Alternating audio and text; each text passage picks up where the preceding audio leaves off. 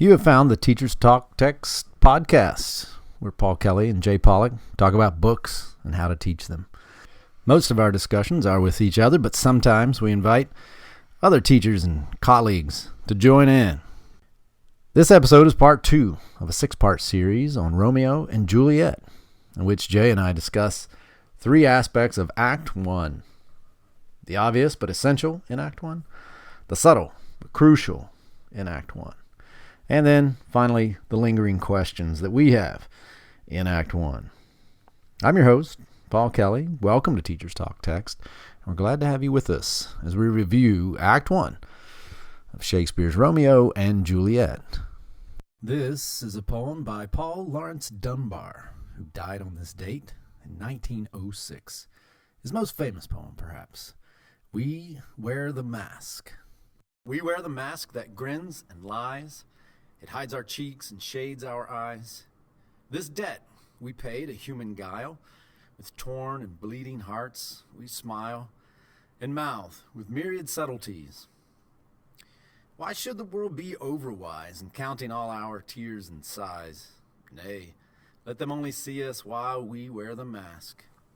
We smile, but O great Christ, our cries to thee from tortured souls arise.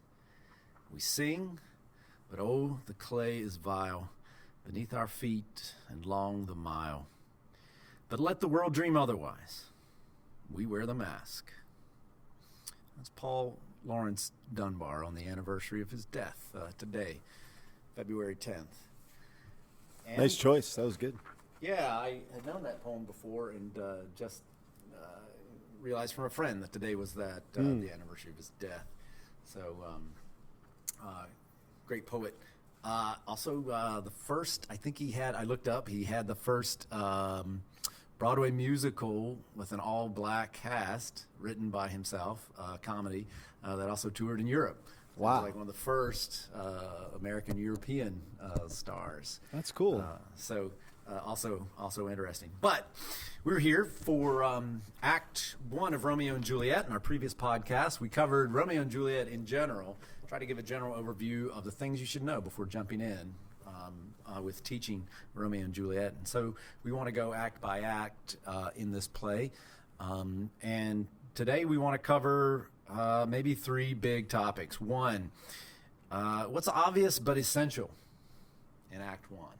Second of all, what's subtle but poignant and meaningful? And then part 3, what are those nagging questions after teaching this play? Jay, how long have you taught this play? Off and on, 23 years. Yeah. Still some nagging questions? Yeah, it's definitely one of those plays. I guess you could say this about all great books, but I feel like I have more questions now. I think I knew everything when I was 23 and teaching it for the first time, and I'm really mystified by it now. Yeah, so. That's nice. That's how you know you're on to something good, I think. Yeah, right. I want to go through it and see if we can settle. We're going to see if Jay and I both can agree on what's obvious but essential, and then the subtle point that means a lot, and then maybe just leave those nagging questions lying, because that's what they are. I don't know, Jay. What's obvious but essential in Act 1 of Romeo and Juliet? Yeah, I think to me, if I had to reduce this to one essential, it's that we're in a world completely full of conflict, and even if you didn't speak English and you went to a production of this and just watched it, you could tell the nature of the conflict in the town of Verona. Saying that, the essential moment that I'd like to focus on is when Romeo and Juliet meet. So, as you know, and it's interesting that you picked a poem about masks, because they'd actually wear masks to dances. So when Romeo and Juliet meet, obviously Romeo goes to Juliet's party, the party that Lord Capulet's throwing for her so she can meet Paris, the desired husband, who's like the perfect guy for parents but not for the girl. And so what ends up happening is you're not even supposed to touch each other in this world. You're supposed to hold hands up against each other but not quite touching, and there's all these sort of rules and regulations. He grabs her hand, which under any circumstance is incredibly bold. Stage direction says, take Juliet's hand. So I'm on Act 1, Scene 5 in the Folger edition. line 104. And Romeo says, if I profane with my unworthiest hand this holy shrine, the gentle sin is this. My lips, two blushing pilgrims, ready stand to smooth that rough touch with a tender kiss. Fine. Romeo is giving a Petrarchan sonnet using every single love cliche at his disposal. Juliet is a shrine. He's worshiping at the shrine. His lips are pilgrims going to the shrine. Juliet's response, good pilgrim, you do wrong your hand too much, which mannerly devotion shows in this. For saints have hands that pilgrims' hands do touch, and palm to palm is holy Palmer's kiss. So curiously, our first meeting, Juliet's first meeting with him, she doesn't subscribe to the sort of cliche communication of love. Romeo's response, have not saints lips and holy Palmers too? So saints have lips, and the pilgrims that go to the shrines have lips. Juliet says, yes, pilgrim, lips they must use in prayer, a.k.a. not kissing, get away from me. Romeo will not be deterred. Oh, then, dear saint, let lips do what hands do. They pray, grant thou. So he turns kissing into a form of physical prayer, which is brilliant. And lest faith turn to despair, Juliet, saints don't move. So if I'm a statue, I'm not moving, dude. Though grant for prayer's sake, and Romeo, then move not while my prayer's effect I'll take. You just stand there and I'll kiss you. Now, as is commonly taught at this point, this is their first conversation. It isn't overtly, wildly lovey-dovey. Romeo is doing all the sort of Petrarchan cliches. Juliet, who's 13, is sort of fighting back on all those cliche communications. But something else that's interesting is their first interaction forms a sonnet. And I always joke with my students, if they ever meet somebody and your first communication with them is you're speaking a sonnet, you might want to get their phone number. You know, my students, the wise guys, are quick to point out, yeah, but look at how the play ends, Mr. Pollock. And I'm reminded of that fact. So it isn't simply a sonnet. It isn't simply a battle between a conventional way of communicating love and a sort of maybe modern way of communicating, more realistic way. It's two people who, I think of old couples in my family who finish each other's sentences, right? Think of Nana saying, can you go to and Grampy says, to the store, like they do that. They're doing that when they meet. Like they're building a poem in conversation. And as I think I maybe mentioned to you at lunch the other day, if you keep reading, they're continuing another sonnet until the nurse interrupts, which I love. And it's almost as if, I remember one scholar said, it's as if uninterrupted they would speak sonnets forever, which this might just keep going on. Which would get old, to be honest. I don't know if I could handle that. And the split out too, not to go too deep, is different in the first sonnet they're saying Romeo has the first quatrain, hand this, stand kiss. Juliet has the second one, right? Much this, touch, kiss. But in the next one that's beginning after he kisses her, it splits between, doesn't it? Yes. Yeah. Yeah, either or, purged, took, urged, book. Yeah, they're splitting it out back and forth. They're sharing. They're sharing more. Yeah, so I guess the obvious thing that I try to, stage for the students, I don't try to spoon feed them, but don't simply pay attention to the fact that there's obvious chemistry. Romeo says when he sees her across the room, he's in love with Rosalind, by the way. He doesn't even know who Juliet is when he goes to the party. He sees Juliet and says that great line, she doth teach the torches to burn bright. I mean, he's dead meat in the wall. Forget about it. He's slain by this girl. It's over. So, but it's not only just lovey-dovey stuff. Like, they're communicating in a way that they're challenging each other right away. It's really thoughtful and interesting for two kids who've never met. So that's the thing I'm noticing. Okay. So in a phrase, it's what? It's two people deeply connecting to each other in a world where no one seems connected to each other. Yeah. Yeah. It's a little bit of light in an otherwise pretty dark place. So deep connection, like an unexpected, almost like unexampled deep connection. Okay. I like that. Yeah, and it's good. I think it meets the criteria. It's obvious in a way, like deep connection, but essential. And as you're saying, when you dig into the likelihood of this on all the fronts, not just in the social front, but also in the fact that they're two warring households, that's a big thing. That's a big deal. Yeah. Well, my obvious is kind of related. It's It probably reflects more of the problems I've had with the play and teaching it. And mine is in a phrase: Romeo is authentic.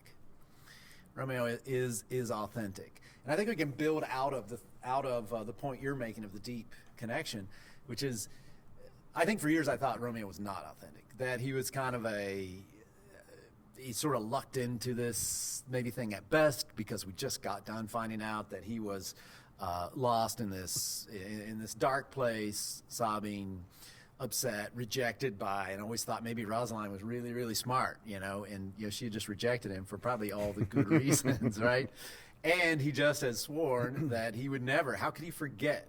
When Benvolio says, "I know how to get you out of this. I'll teach you to forget." How can I forget? I'll never forget Rosaline. And it takes him 5 seconds to forget. So who are we talking about here? Who is this kid? But I've sort of changed on that, and I think what I read on the page now is a character who is actually the opposite, like an ideal person, and authentic, and almost impossibly ideal one half of this love pairing. So when I used to take Rosaline as evidence that Romeo wasn't authentic, I've come to see Romeo as being more authentic for being so head over heels about Rosaline. That is, he took his emotions and his feelings for her so seriously.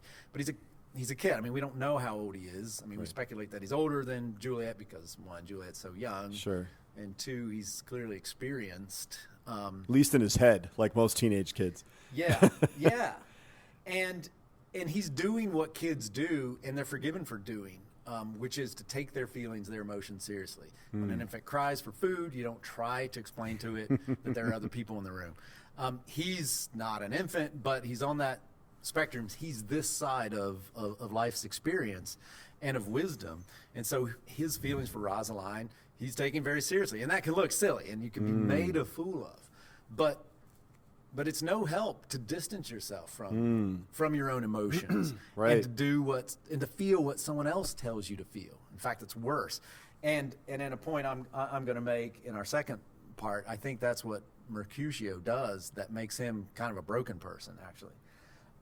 So Romeo is maybe you think he's a little too genuine, a little too naive even, but he's doing what you want kids to do, which is to take their lives seriously.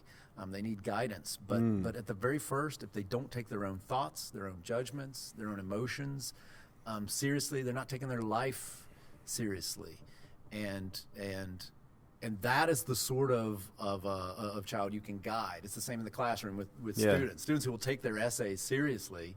You can guide. Yep. The students who just think, whatever. I'm just writing an essay. It's a dumb essay for class. What does it matter? You can't work with those students. Yeah, no, that's good. So I think that's my first, maybe obvious. I don't know if it's obvious, but I think he's honest. He's true. He's not vulgar, which there's a lot of vulgarity in the play. Can you think of a scene where he's vulgar? I could be wrong. I can't. Will you leave me so unsatisfied? That's the night they meet. He says vulgarity in a euphemistically nice way, as opposed to Mercutio's body humor. Yep.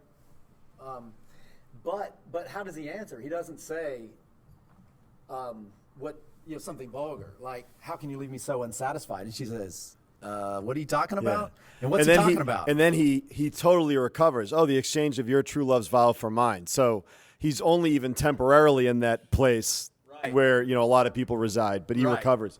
Right. I like the whole authenticity thing. I think it's the reason it's essential is it's super easy to just presume that all major characters are authentic. If you're a kid reading this for the first time, you just take everybody to face value, but that's really good.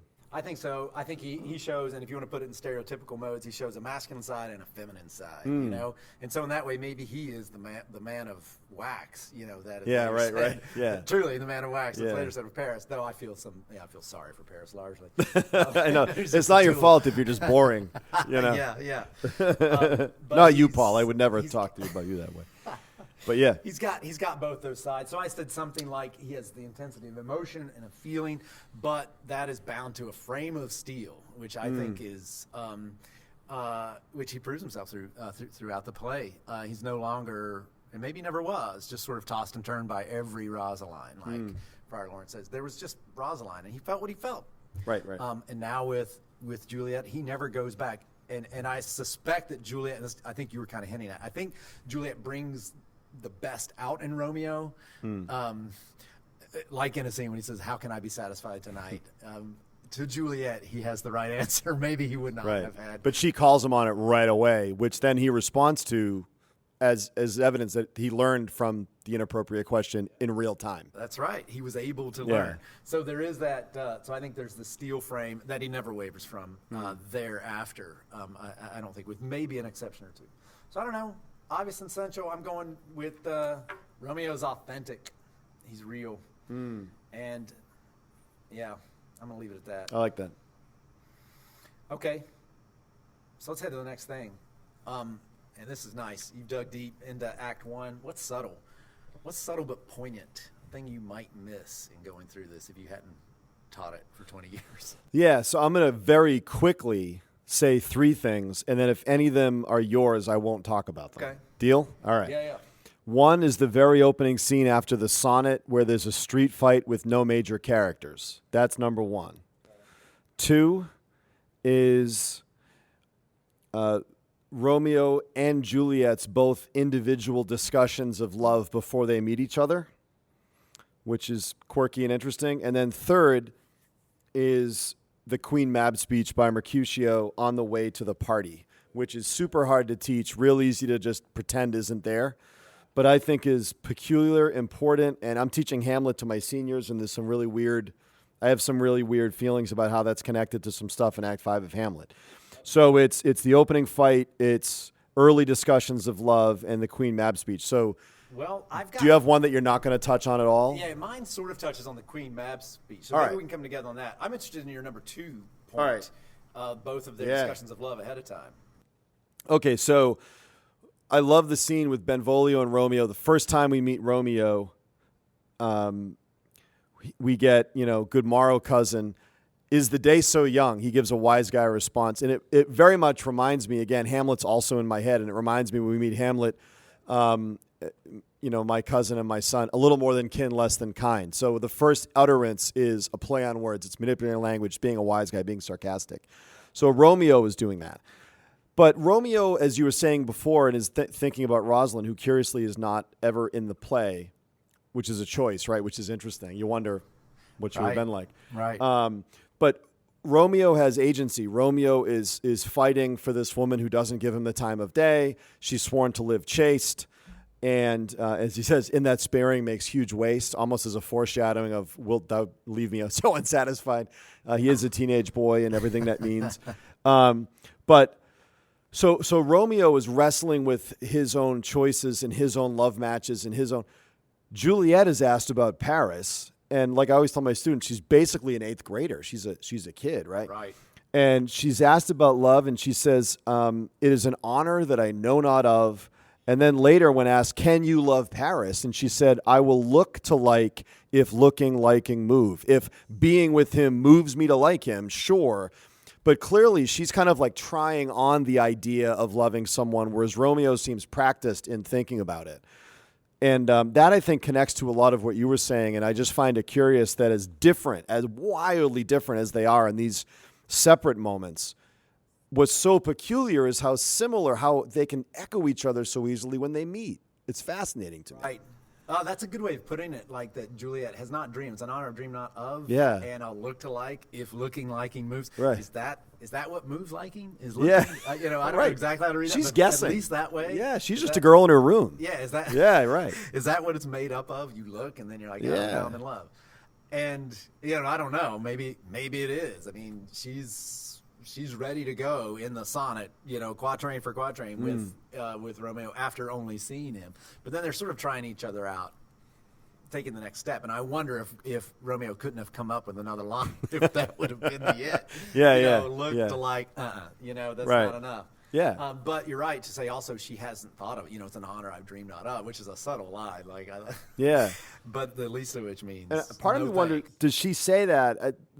The character of Juliet's father as the dad of a 19-year-old girl now, and you have teenagers, I read this play very differently as a dad. And I'm pretty open with my students that these things evolve as the readers evolve. And you know, Paul, we do like things like the Odyssey and this. You know, you have deaths in your family, marriages, your kids grow up. You read these things entirely different. That's a blessing. It's great.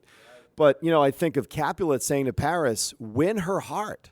That is a the original audience of this play would have been there, and very few of them would have chosen their spouses. That would have been like a renegade, crazy thing, right? So you wonder, when she says, I'll look to like if looking like you move, you wonder if she's sort of reading the room every day thinking, I'll probably get to choose my spouse. This is all speculation, but just the little bits we know of Act 1. So I find that the early bits of them are really interesting hints as to who they are inside. Because when they meet, it's extraordinary that they're very different in certain respects, but then they can just have this amazingly, you know, harmonious chemistry right away. I don't know if chemistry can be harmonious, but anyway. Yeah, only that's what I'm thinking about. I like that. And Romeo, I hadn't thought about that in terms of Romeo. Romeo describes what love is. Like, it's kind of everything and it's nothing. Smoke raised with the fume of sighs. I mean, whether you believe it or not, he has a thesis for you. He's you know, probably 15 or 16, so of course he knows everything. Those of us who teach high school, like you're never smarter than when you're in your 15. You know, and love is full of those. What are those? I was trying to think of those antinomies. Is that the right word that he? Well, the paradoxes, right? Where's that line? Brawling love, loving hate. Yeah. Feather of lead, bright smoke. I mean, just you know, how can I love? Right? How can I love this woman so passionately and she doesn't give me the time? It was just that feeling of that very human, right? Relatable feeling of being confused and thwarted in love, and he's just giving it the perfect expression. Right. None of it makes any sense. Right. And this is what not making sense sounds like. Yeah. Yeah. You know, it's great. Yeah, this love I feel no love in this. Yeah, so he's kind of, I think that's what love is. There's another line in the next speech he makes, being vexed to see nourished with loving tears. What is it else? A madness, most discreet, a choking gall, and a preserving sweet. And bye. Farewell, my cuz, right? And then, you know, Ben Willie says, oh, hang on, I'll go with you. But he's got it. And I think, you know, he doesn't have the whole thing down, but there's some truth in that. It is a madness most discreet. I think he's right, you know. Yeah. So that's true. He's thought through it more. He's been down the path. But it just makes me even more interested in Juliet because she is ready to go, even having not. It's unpremeditated. Yeah, good point. And that's kind of lovely. So I got subtle but poignant. Yeah, what's yours? I want to move into that Queen Mab speech. I'm glad you brought that up because my point isn't directly Queen Mab, but I think it's a key to finding out, to seeing the truth of my point if it's true. And my subtle but poignant point, and this took me a while to get to, is that Mercutio is bad. I didn't think of him as a malicious character, and I do now. And I think this is subtle, but I think it's important. I used to pair the nurse and Friar Lawrence together as parallel characters because each is the other's sort of mentor person in their life. Romeo has a spiritual mentor. Juliet has a physical nurse mentor, and I used to think of them as pairs. They're not pairs, only in a superficial way. The nurse is much more like Mercutio. And she proves untrue in the end too, right? Juliet breaks with her, no longer shares her. She's our soul or spirit, our twain, you know, from here on out, right? And my breakthrough was to take Mercutio's vulgarities seriously. All right, he is extremely vulgar, and it's not just funny. And I think how I know that is that. Romeo calls him at the end of his Queen Mab speech, which might have gone on and on, I guess, and says, whoa, hey, you're talking of nothing. You're saying nothing. What's going? Almost like he's descending into madness or something. But what he does say that is really different than what Romeo says in the Queen Mab speech, and we can go into this a little more, is he talks about dreams. And what are dreams? Dreams are nothing to Mercutio. They are the things that they're wish fulfillment, right? So he lists the different people in the Queen Mab speech who dream of the things that they want. Lawyers dream of paying customers, right? And each the same. But a dream is, well, we should go to the line. The dream is full of, what does he say? It comes from, sorry, I have the line here. Dreams are the children of an idle brain. That's the line I was thinking of. Yeah. They're children of an idle brain. Dreamers use dreams to tell themselves what they want to hear. Parsons, lawyers, ladies, soldiers, they all hear the stories that they want in their dreams. But they're not real. There's no truth in them. Romeo says dreamers often lie. All right, they're lying down on that pun, but they do dream things that are true, and that there are actually some truth in the dreams. For Mercutio, the world is all, and this is the vulgarity, it's all a material world entirely. There's only the stuff. And if you're in love, and love plays rough with you, well, you Play rough with love. You play rough. Prick with love for pricking. Prick love for pricking. Yeah. Give it back. And that couldn't be further from Romeo's character. So I think the nurse is exactly like this. She's a walking vulgarity too. She's funny. Yeah. But she has no poetry in her, no love for the truth or concern for true love. Her life is what? A past husband, a past child. Right. Do you think she loves Juliet? I mean, she seems to know Juliet infinitely more than Juliet's own mother did, which isn't weird if you're rich to subcontract that job out. Right. She knows when Juliet's birthday was when her mother doesn't, how old Juliet is when her mother doesn't. Right. And remembers by stories, that she can tell, which are also vulgar. Her husband laughing at little Juliet, who also seemed like a pair for her. Well, I think I always thought that she loved her because I compared her to her mother, who to me seems like a good example of what her father says to Paris. Women who are made wives too young are not that happy. Right. Maybe that was her. And she wants another life that maybe comes with money and whatever else they have. Do you know what's horrifying, Paul? What? I know you and I are similar demographic. Juliet's mother is probably in her mid-20s, Paul.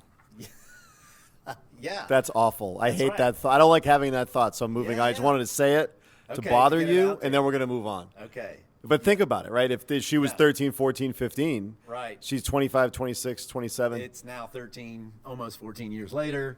Then, she's not 30. So that's not good. All right. Yeah. Sorry to make people sad. But she doesn't want to give up yet, right? Like she's young. I feel, she seems like she wants to, go out and party and do something. She quits with Juliet immediately. She delivers messages. Juliet says no or whatever. She says, "I'm done with you. Bye." And she has no buy-in. Certainly no help. But I think the subtle point. So I guess to get back to it, the subtle point is that Mercutio is a foil character against or for Romeo.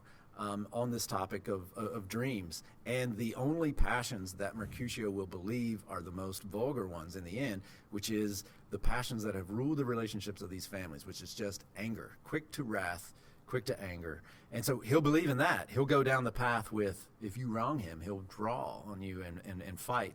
But for love, for dreams, for some kind of truth and beauty, forget it. So he's I think of him as a person who's educated beyond his intelligence because he's smart, but he doesn't have a soul to go with it. And in the spirit of full disclosure, I don't think in the street, I don't think I've done a great job historically teaching Mercutio. Yeah. And I read this speech. I believe it's the longest speech in the entire play. Okay. And I also think that I'm not sure I'll throw a couple of things out, but I haven't landed on a particular set of thoughts about him. I find him really difficult. He has the longest speech. He isn't related to Romeo, so he's not like Benvolio, who's Romeo's cousin, who's there because they're kin. So he must be there for a reason, intrinsic to himself. So is he the funny friend? A lot of our friendship groups, as we grow up, right, we have the funny friend. I noticed, and again, I'm sorry to bring up another play, but there's that amazing moment in Hamlet in Act 5 where in the graveyard, Hamlet looks at the skulls and imagines that could be the skull of a lawyer. This could be a great buyer of land with statutes. Now, I'm not saying Hamlet's Mercutio. No one's Hamlet. Right. Hamlet's barely Hamlet. But there is this sense that something that Mercutio does do, and this doesn't pertain to his morality, it pertains to his mind or his imagination. He enlarges the world of the play. Okay. So in the speech of the Queen Mab speech, if you take that as a sort of geographical tour, so, Romeo says, I dreamed a dream tonight, and Mercutio says, so do I. What was yours? That dreamers often lie.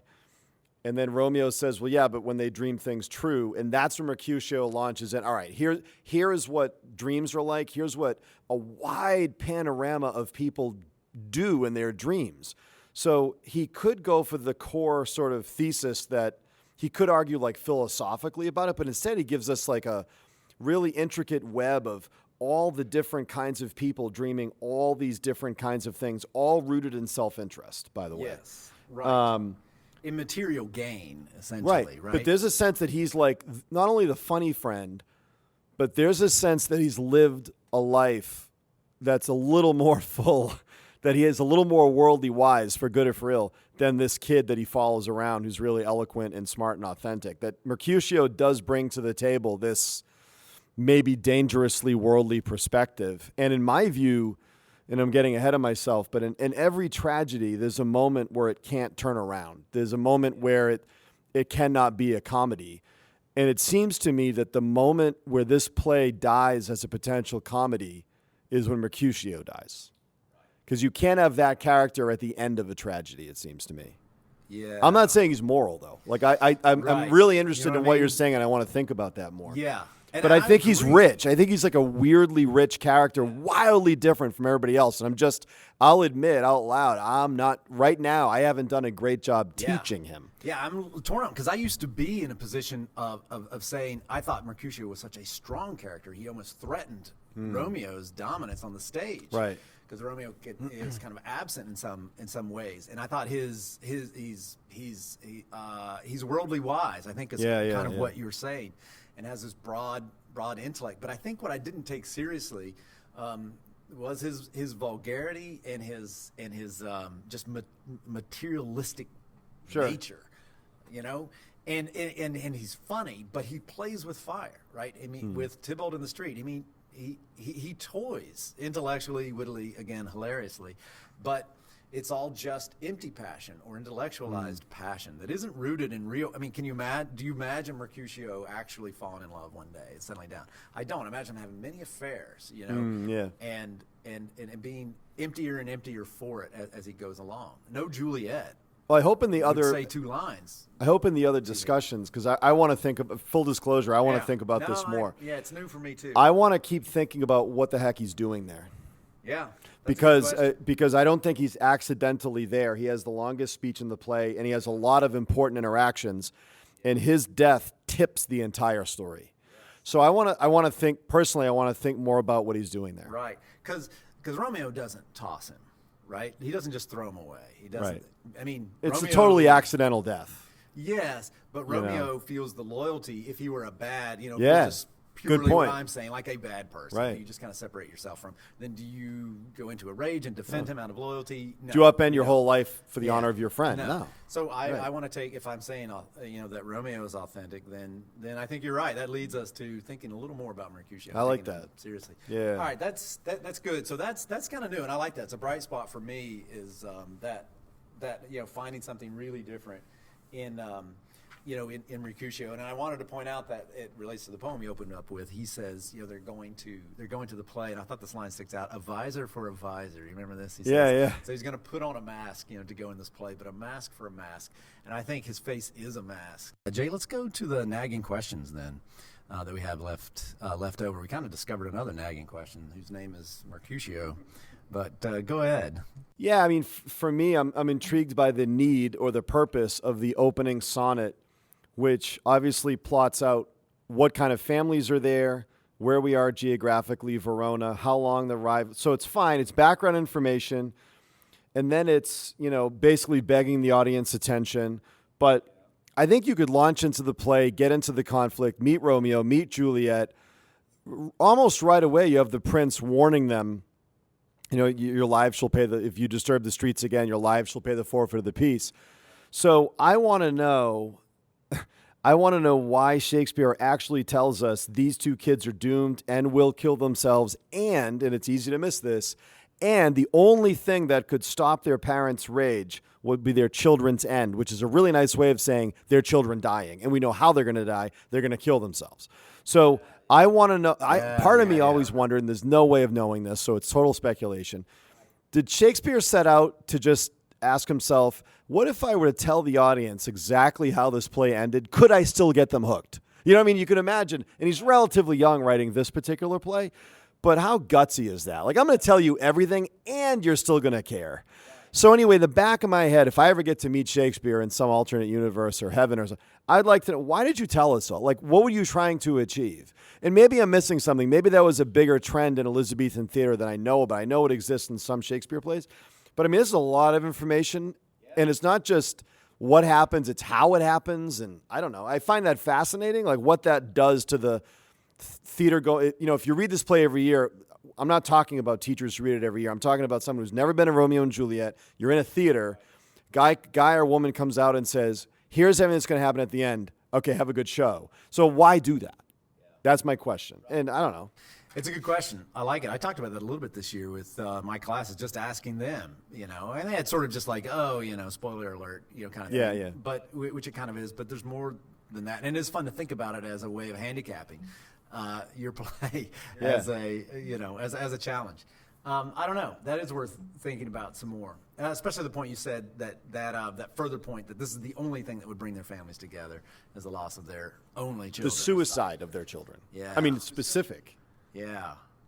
Star-crossed lovers take their life. It's not. They don't get into a car accident. Right. They take their own lives. Especially when, like, I think you can find a dramatic moment in when Juliet is pushed into the corner. Ultimately, she has no one left. She has one last phone call. She calls Friar Lawrence. That's it. Who she knows but hasn't grown up with, like Romeo has, and says, "Can you help me?" You can stop the play there, which I've tried to do with my students. Say, "All right, what's the option here? Can you come up with a way out of this? What's the way out of this?" Right. So there's room for, like, the plot is so good that there's room to leave it undiscovered. It's fun to try to discover it. Instead of say, you have to commit suicide. Yeah. But that's not bad. I got a nagging question. I don't know how far this goes. And it's simply this. Why is Capulet in Act 1, why is he so positively liberal about Romeo and Juliet both? All right, that's my question. You touched on his liberality. I mean, he's downright progressive, right? Maybe even shockingly so. I don't know the Elizabethan age, well enough to say, to Paris, woo her. My consent is only one piece of the puzzle, right? You need, get her heart. Yeah, get her heart, man. I mean, he doesn't follow through on that. He does the opposite of that, as he goes along. But he says that, so he's completely. He presents himself in one way in these opening scenes that is different than he was, than he becomes. Same with Romeo. So they're at the play. Montague's crashed the party. Oh, at the dance there? Yeah. At the not the play, at the dance. At the dance. And Tybalt, right? He does what a good Capulet's supposed to do. Yeah. We got party crashers here of the worst kind. Let me take them out. And Montague and Capulet is adamant. Don't touch them. You will abide it. They will be born. Right. He stood for. And then he goes further and says, "But that Romeo, though, people say good things about him. Yeah, he's a decent guy. Let it go. Let it go. It's not a big deal." So when we meet him to begin with, he's a much more liberal, progressive, open-hearted, and he's laughing and he's enjoying his party. Man than he becomes when we see him call Juliet a piece of baggage and he's going to throw her out in the street and won't even recognize her. Nothing that's his will be hers if she doesn't marry Paris in 2 days. Oh, wait a minute, in 1 day. Just do it. Just do it. I won't be forsworn. Do it. His evolution's interesting. So I don't know. I don't know. Maybe it's nothing, but it is one of those nagging questions. I think connected to that really quickly, when teaching this to teenagers, I found a particularly productive question to be throughout the play. Who are they? Are these people being good parents or bad parents? I mean, teenagers have a very, sure-handed, like they really think they know what good and bad parenting is, and they're all excited to judge parents in general anyway.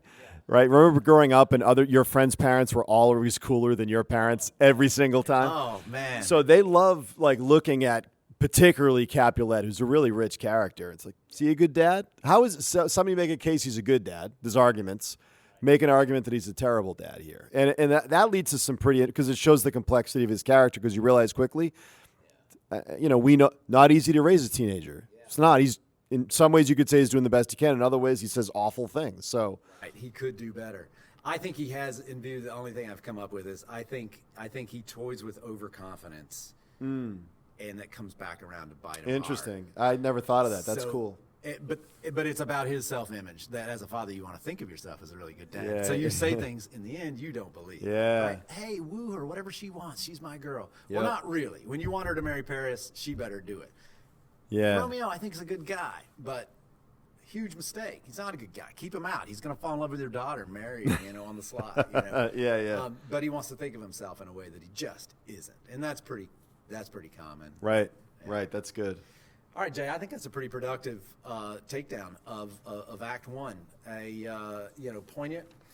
First thing, obvious but essential. Then this subtle but poignant points. There's some good things to think about there, and some nagging questions I think won't be quickly resolved. Yeah, no, it's a wonderfully messy first act. It's great. Yeah. I mean, there's a billion things that could happen. It's full of surprise. For a play that starts by telling us how it's going to end, it's amazing how constantly we're surprised. Yeah.